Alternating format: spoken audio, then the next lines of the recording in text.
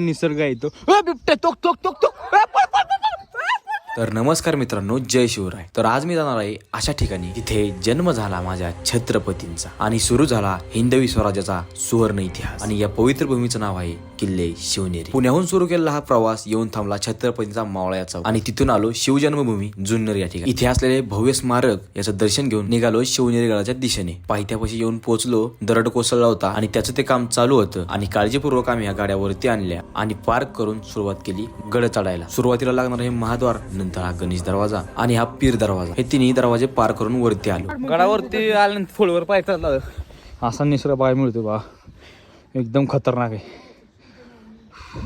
निसर्ग बघून झाल्यानंतर वरती आल्यानंतर हा लागतो हत्ती दरवाजा. हा दरवाजा पार केल्यानंतर पुढे आलो आणि तिथंच एक फलक लावलेले आहे. मग तिथून पुढे आल्यानंतर हा लागतो मेणा दरवाजा. मेणा दरवाजा पार करून पुढे आल्यानंतर मग लागतो हा कुलूप दरवाजा.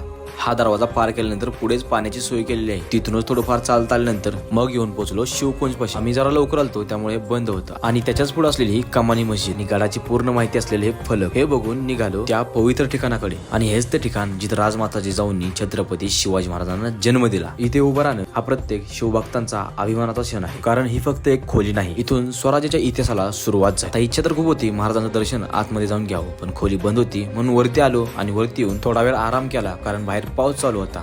जसा राजगड नाराज करत नाही ना गडावरती आल्यावर, तसंच शिवनेरीने पण नाराज केलं नाही. आम्हाला त्याचं रूप दाखवलंय एक सुंदर असं. इतिहास आणि निसर्ग या दोघांचं सुंदर असं नातं हे फक्त गडी किल्ल्यावरती बघायला भेटतं. गडावरती असलेला हा कोंडाचा इतिहास तुम्हाला माहिती आहे का? नक्की कमेंट करून मला सांगा. जन्मस्थळापासून पुढे आल्यानंतर हे आहे बदामी तलाव. या तलावाचा उपयोग पावसाची पाणी पातळी तपासण्यासाठी केला जात होता. मग ते बघून आम्ही आलो पुढे एका अशा ठिकाणी जिथे इतिहासात या ठिकाणाचा उल्लेख कठोर शिक्षेशी जोडला जातो आणि या ठिकाणाचं नाव म्हणजे कडेलोट टोक.